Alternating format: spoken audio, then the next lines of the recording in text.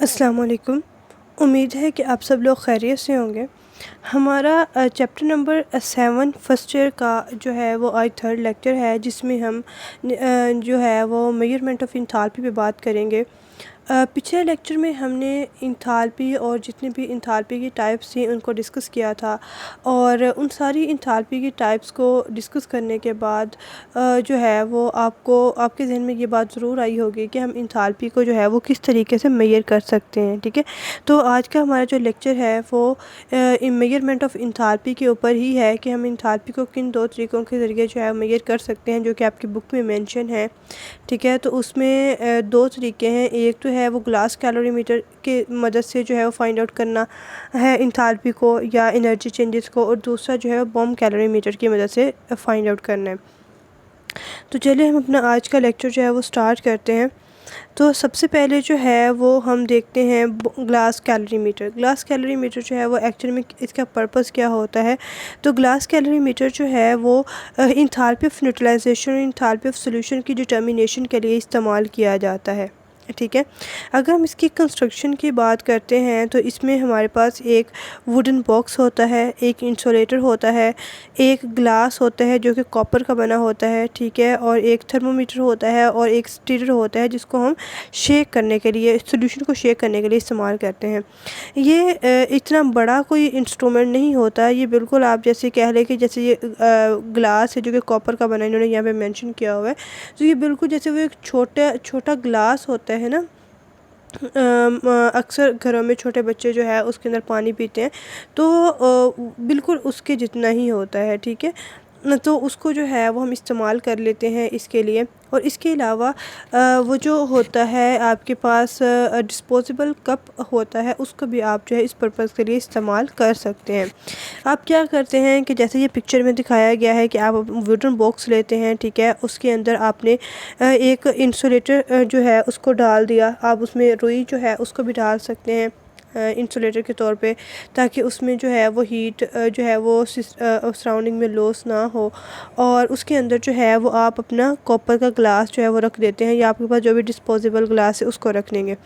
उसके अंदर जो है अपना मटेरियल लेते हैं और उसी का जो लीड होता है उसके अंदर दो आप कह लो कि छोटे छोटे सुराख होते हैं। एक से आप थर्मोमीटर को जो है वो वाटर के अंदर इमर्ज कर देते हैं और दूसरी साइड से स्टीरर होता है।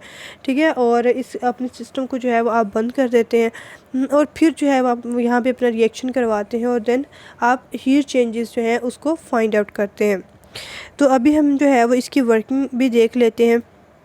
वर्किंग में क्या होता है कि आप एक स्टाइकोमेट्रिक अमाउंट लेते हैं रिएक्टेंट की, जिसको आपने वेट किया हुआ होता है उसका, और उसको आप जो है वो ग्लास कैलोरीमीटर के अंदर रख देते हैं।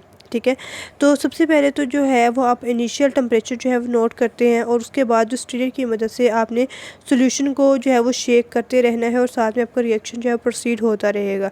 और जब आपको पता चल जाए कि आपका रिएक्शन जो है वो प्रोसीड हो चुका है, तो आपने फिर फाइनल टेम्परेचर जो है वो सिस्टम का उसको नोट कर लेना है। ठीक है, और उसकी मदद से फिर आपने जो भी है चेंज इन टेम्परेचर है डेल्टी, उसको फाइंड आउट कर लेना है, जो कि फाइनल टेम्परेचर से इनिशियल टेम्परेचर को माइनस करने से आपके पास वैल्यू आएगी। ठीक है, जब आपने इसको कैलकुलेशन इसकी करनी है तो उसके लिए आपके पास फार्मूला है Q is equal to M multiply by S multiply by del T. ठीक है, तो Q जो है वो इसमें अमाउंट ऑफ हीट है जो कि एब्जॉर्ब हुई है या फिर इवॉल्व हुई है रिएक्शन सिस्टम से, और M जो है वो मैस है सॉल्यूशन का, del T change in temperature, और S जो है वो स्पेसिफिक हीट है, और ये हर सब्सटेंस के लिए जो है वो स्पेसिफिक होती है। ठीक है, तो आप इन तमाम की वैल्यूज़ को जहाँ यहाँ पे पुट करेंगे, और यहाँ से जो है वो आपको जितनी भी हीट इवॉल्व हुई है या एब्जॉर्ब हुई है उसकी वैल्यू का पता चल जाएगा।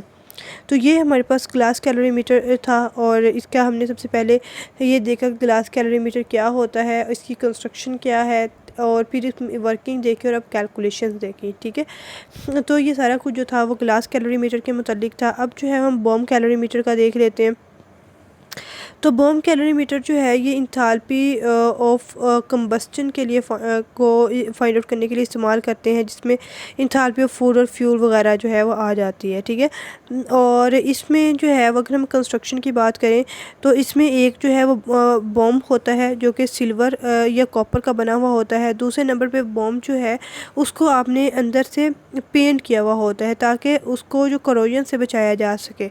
और तीसरे नंबर पे आप थर्मामीटर जो है उसकी ज़रूरत होती है, स्ट्रेटर की ज़रूरत होती है और एक प्लाटिनियम क्रूसिबल की ज़रूरत होती है। तो जिस तरह ये शेप में दिखाया गया है तो क्या होता है कि आप इस तरह एक बॉक्स सा टाइप मटेरियल होता है उसको लेते हैं, ठीक है, और उसके अंदर जो है वाटर को फिलअप कर देते हैं।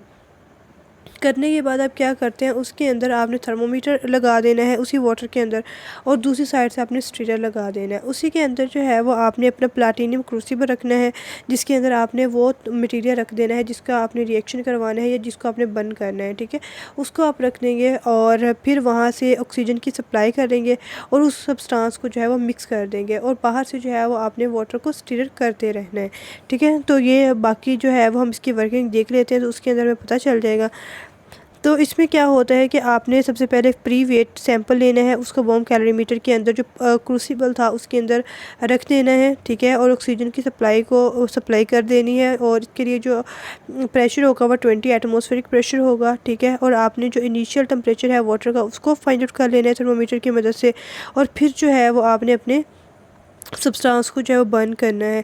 बर्न करने के बाद वहाँ से हीट रिलीज़ होगी, ठीक है, और उसकी वजह से जो है वो वाटर का टेम्परेचर जो है वो इंक्रीज़ हो जाएगा।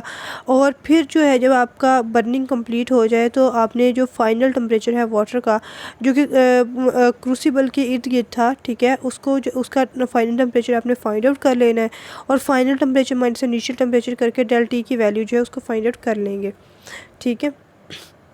फिर आप यहाँ से कैलकुलेशंस कर लेंगे, Q is equal to C multiply by del T हो जाएगा। Q जो है वो अमाउंट ऑफ हीट एनर्जी है जो कि रिलीज़ हुई है, C स्पेसिफिक हीट है और डेल टी जो है वो चेंज इन टेम्परेचर है। तो इन तमाम की वैल्यूज़ को फाइंड आउट करके आप जहाँ यहाँ पे पुट करेंगे और आपके पास Q की वैल्यू जो है वो आ जाएगी। तो इससे आप जो है वो इंथैल्पी ऑफ कंबस्टन उसको फाइंड आउट कर सकते हैं। तो यही हमारा आज का लेक्चर था। आई होप कि आपको समझ आई होगी। अगर कहीं से कोई कन्फ्यूजन हो तो आप कमेंट सेक्शन में पूछ सकते हैं। अल्लाह हाफिज़।